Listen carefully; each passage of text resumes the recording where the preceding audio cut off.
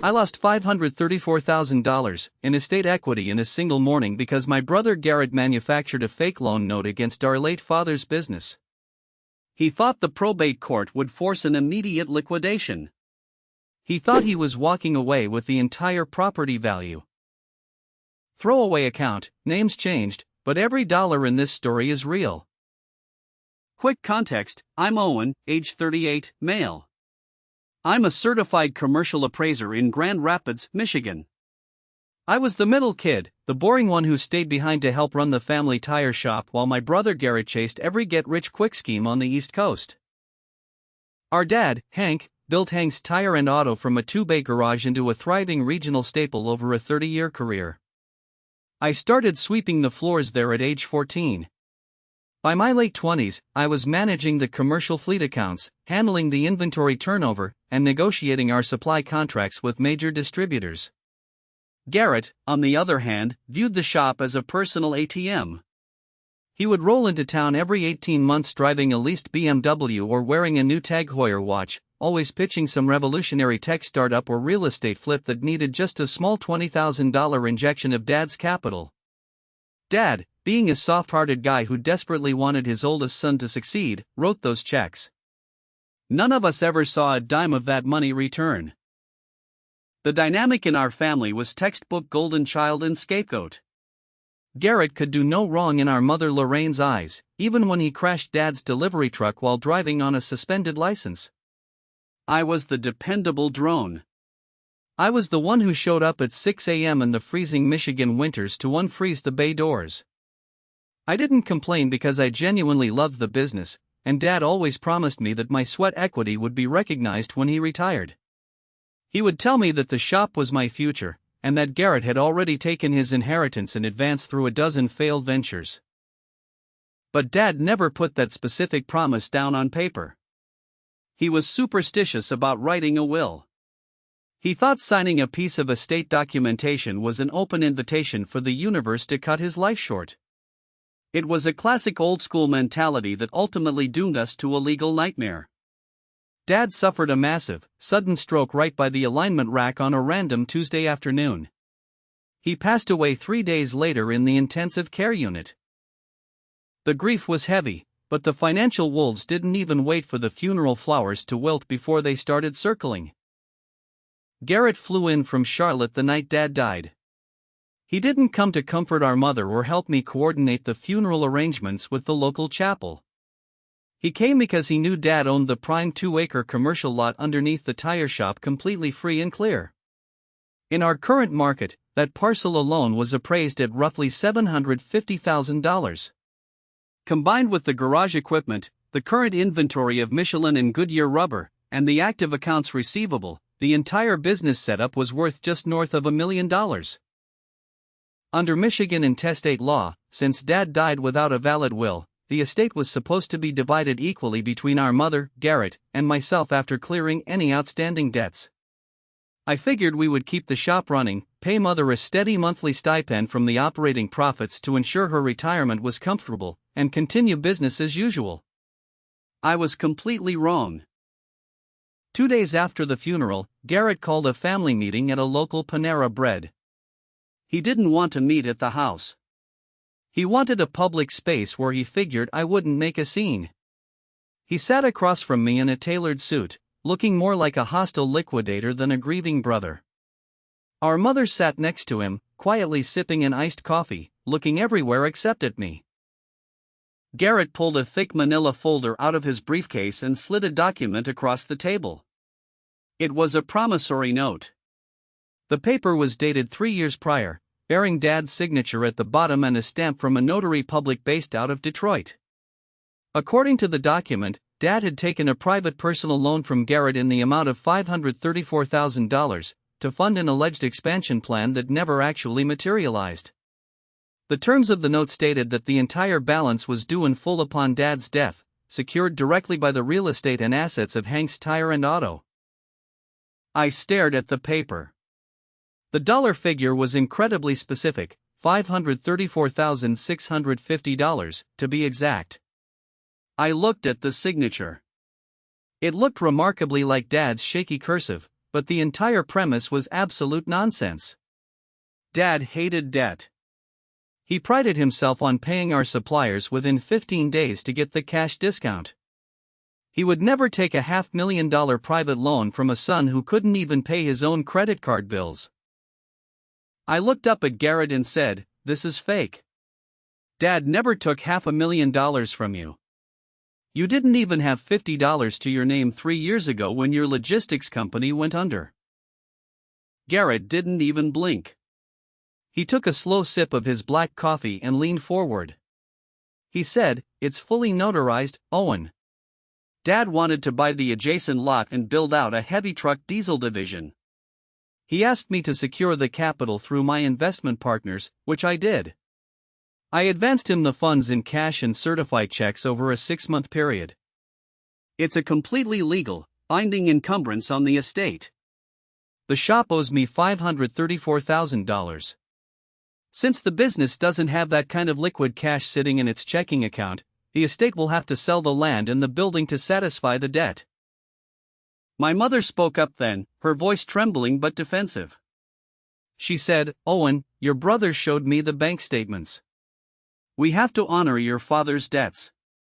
Garrett has partners he owes money to. We can just sell the property to a developer. A car wash chain already made an informal offer on the land last week. We can clear the debt, and whatever is left over can go into a trust for me." The puzzle pieces snapped together instantly. Garrett had already scouted a buyer. He had convinced our mother that the tire shop was a dying business and that his fake loan was the only way to extract the money before things went south. If the property sold for $750,000, Garrett's fraudulent loan would absorb $534,000 of that cash immediately. The remaining $216,000 would be split, leaving me with a measly fraction of the business I had spent 15 years building, while Garrett walked away with over $500,000 in pure, unadulterated tax-free theft. I asked him, "Where are the deposit records showing this cash entering the business accounts?" "I handle the ledgers, Garrett. We never received a $500,000 injection." Garrett smiled, a cold, predatory smirk. He said, "Dad kept a lot of cash in his personal safe deposit box at the regional credit union, Owen. What he did with the money after I handed it to him is between him and the IRS. The point is, the note is legal. It's recorded. And, my attorney is filing a formal claim with the probate court tomorrow morning. You can either cooperate with the sale and get your small cut of the remainder, or you can watch the legal fees eat up every single penny that's left." I left the Panera Bread with my stomach in absolute knots. I knew the document was a forgery, but proving a sophisticated forgery in probate court is an incredibly uphill, expensive battle. Garrett had clearly used a corrupt notary acquaintance from his time in Detroit, and Dad's signature was close enough to pass a casual inspection. If I tried to fight the validity of the loan note through handwriting experts and forensic accountants, it would take years. The tire shop would be frozen in probate limbo. Our commercial fleet accounts would migrate to national chains like Firestone because we wouldn't be able to secure lines of credit. Garrett was holding a financial gun to my head. But Garrett made one fatal assumption. He assumed I was just a grease monkey mechanic who didn't understand the broader mechanics of corporate finance and commercial real estate. He didn't know about my private professional life outside the garage doors. For the past 6 years, alongside my duties at the tire shop, I had been operating a small independent real estate holding LLC called Great Lakes Asset Management. I used my salary from the shop and my appraisal credentials to quietly buy up distressed commercial tax liens and small private mortgages across West Michigan. It was my personal wealth vehicle, completely separate from the family unit. I kept it quiet because I knew if Garrett or my mother found out I had liquid capital, the requests for loans and bailouts would never end. The morning after the Panera Bread ambush, I went down to the county clerk's office. I needed to inspect the actual title history of the tire shop property. Dad owned the land, yes, but 5 years ago, he had taken out a small $150,000 commercial line of credit secured by the building structure to purchase a state-of-the-art alignment system and heavy-duty tire changers. The balance on that original bank mortgage was down to exactly $62,400. I sat in my truck in the parking lot of the county building, staring at the title documents. A brilliant, completely legal counter-strategy began to form in my mind. Garrett's fake promissory note was a secondary lien. It was an unsecured or junior personal claim against the estate's residual value. But a primary commercial bank mortgage held absolute first-tier priority over everything. If a property goes to a foreclosure sale, the primary mortgage holder gets paid first, down to the very last penny, before any junior liens or personal notes can touch a single dime. I drove straight to the regional bank that held Dad's commercial line of credit. I knew the commercial lending officer, a man named Miller, because I had done several independent real estate appraisals for his department over the years. I sat in Miller's office and laid out the situation, omitting the family drama but focusing entirely on the financial reality. I told him, the estate is entering a highly contentious probate battle. The business operations are going to be severely disrupted, and there is an imminent risk of default on the monthly mortgage payments. Miller frowned, looking at his screen. He said, "That's a shame to hear, Owen. Hank was a great customer. But the bank doesn't like being caught in the middle of estate litigation. If the accounts freeze, we'll have to declare a technical default and initiate a public foreclosure auction to clear the remaining $62,400 balance."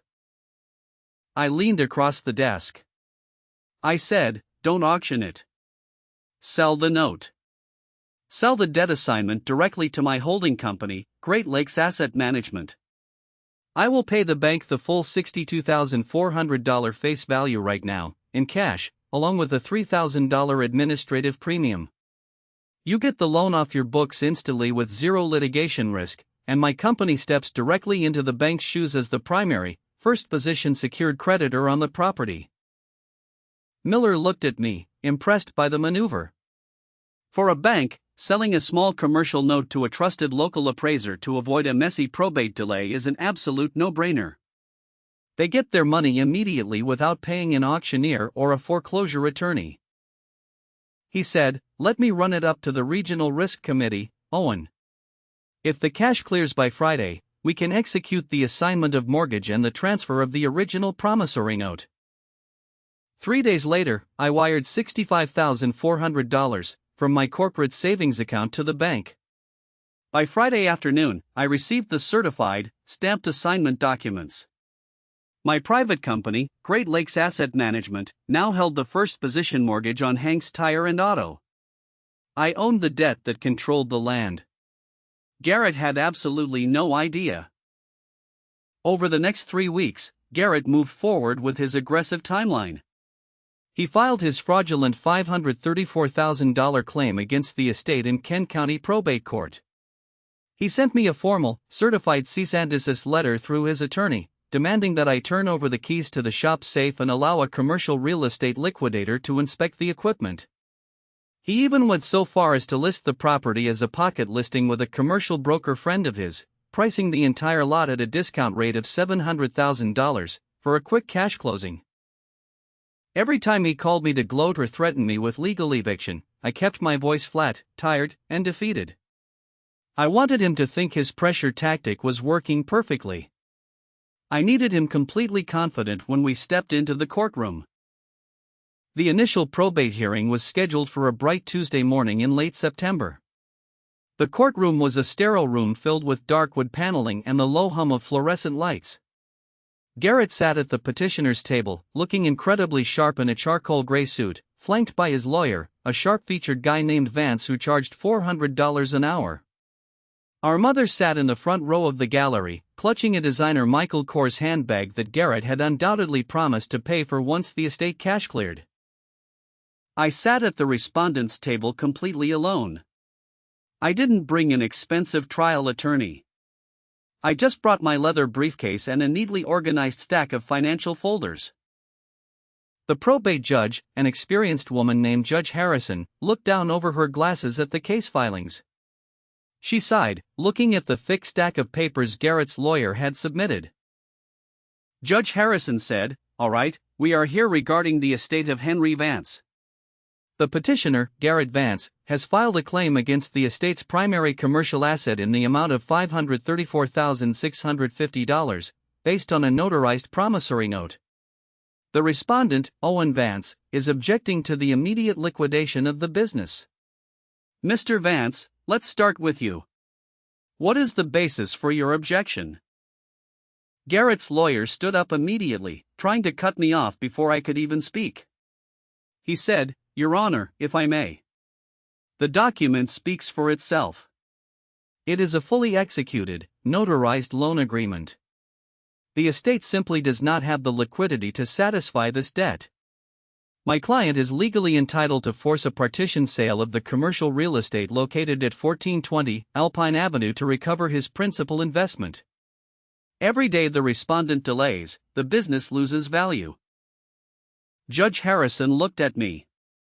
She asked, "Mr. Owen Vance, do you have any evidence to present that refutes the validity of this loan note?" I stood up, adjusting my jacket. I kept my voice completely calm and professional. I said, "Your Honor, I have serious questions regarding the authenticity of the signature on that note, and my forensic team is currently investigating the notary public who stamped it in Detroit. However, for the purpose of today's hearing, the validity of my brother's loan note is entirely irrelevant." Garrett let out a short, scoffing laugh from his table. His lawyer smirked. Judge Harrison raised an eyebrow. She asked, "Irrelevant? How is a $500,000 claim against the estate irrelevant, Mr. Vance?" I opened my briefcase and pulled out 3 copies of my certified banking records and the recorded mortgage title. I walked them over to the bailiff, who handed 1 copy to the judge and another to Garrett's visibly confused attorney. I said, "Your Honor, what you are looking at is the primary commercial mortgage deed for 1420 Alpine Avenue. The original mortgage was issued by Fifth Third Bank.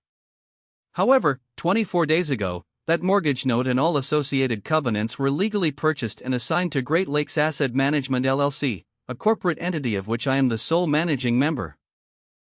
Garrett's lawyer leaned over his table, frantically scanning the pages. His smug expression began to melt into a look of sheer panic. I continued, "Under the explicit terms of the original commercial mortgage agreement, which takes absolute first priority position over any subsequent or junior personal claims, any attempt to encumber the property with an unauthorized secondary lien, or any formal legal filing that threatens the operational stability of the collateral asset, constitutes an immediate, incurable technical default."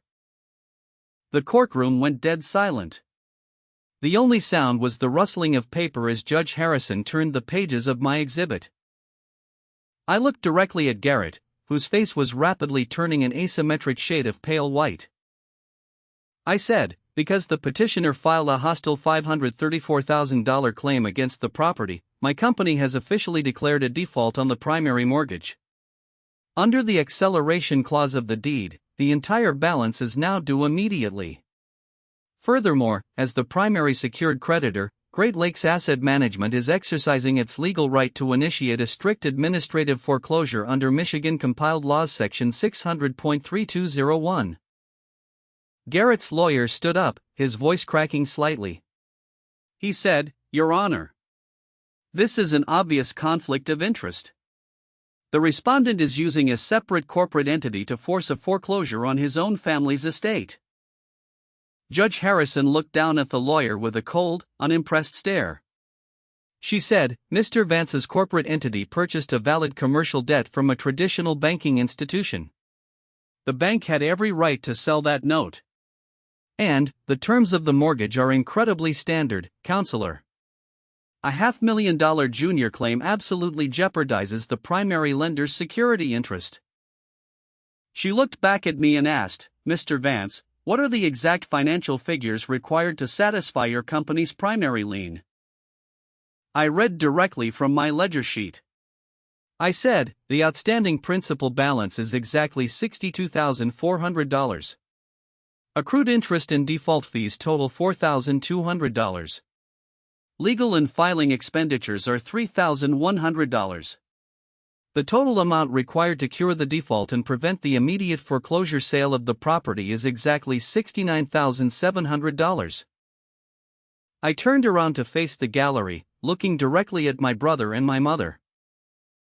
I said, if the petitioner or the estate can produce a certified check for $69,700 within the next 10 minutes to fully satisfy the primary mortgage, the foreclosure will be halted. If you cannot produce the funds, the primary mortgage holder will proceed with the foreclosure auction. Since my company holds the first-tier priority right, we will bid the exact value of the debt.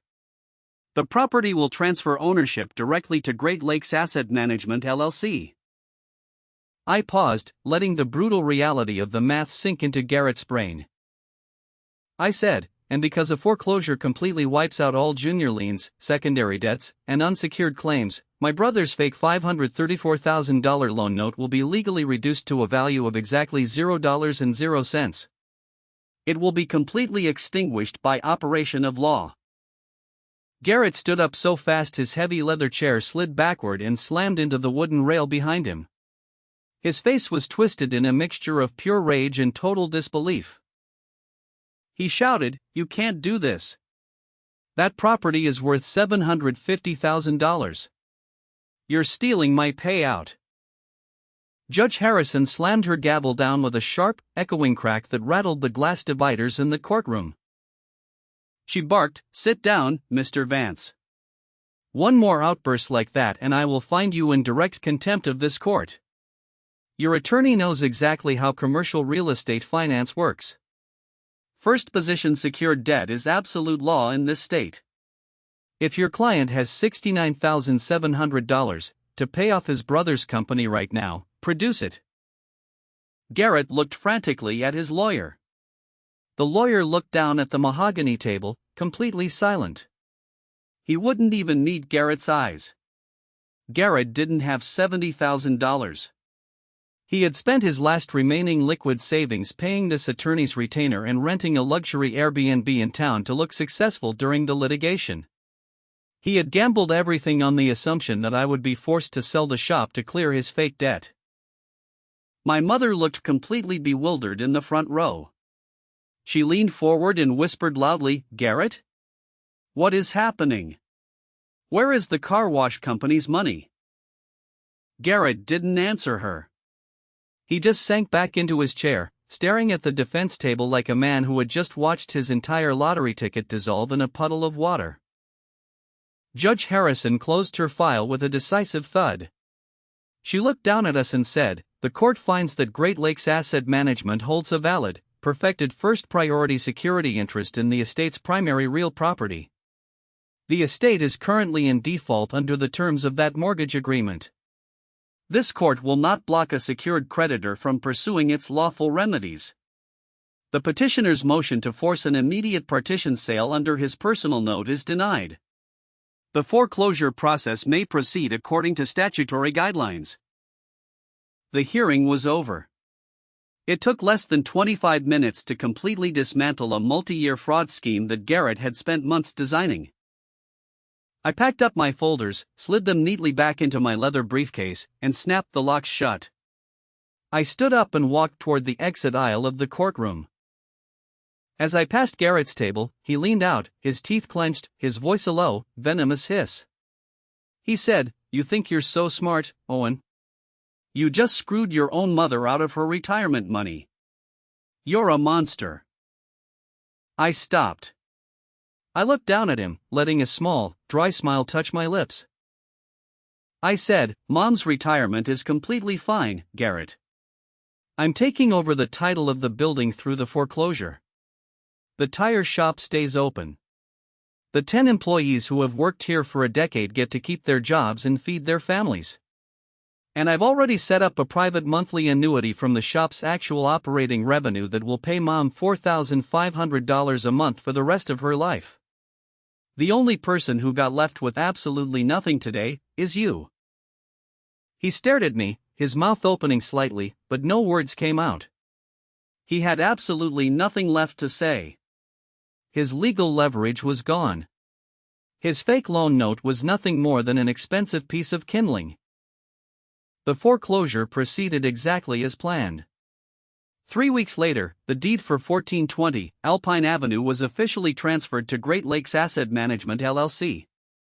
I moved my office into Dad's old space, replaced the outdated computers, and signed a massive new contract with the county sheriff's department to service their entire fleet of patrol vehicles.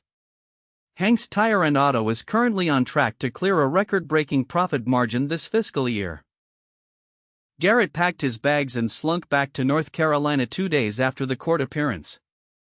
The last I heard through a distant cousin, his leased BMW was repossessed by the dealership, and he's currently renting a small one-bedroom apartment while working as an entry-level service writer for a national corporate franchise. He tries to call our mother every few weeks to ask for money, but I control her bank accounts now through a voluntary financial power of attorney she signed after she realized how close he came to ruining her life. Every check she writes has to be cleared through my desk first. Garrett doesn't get a single penny. It's amazing how fast the family dynamics change when the dependable drone turns out to hold the keys to the entire kingdom.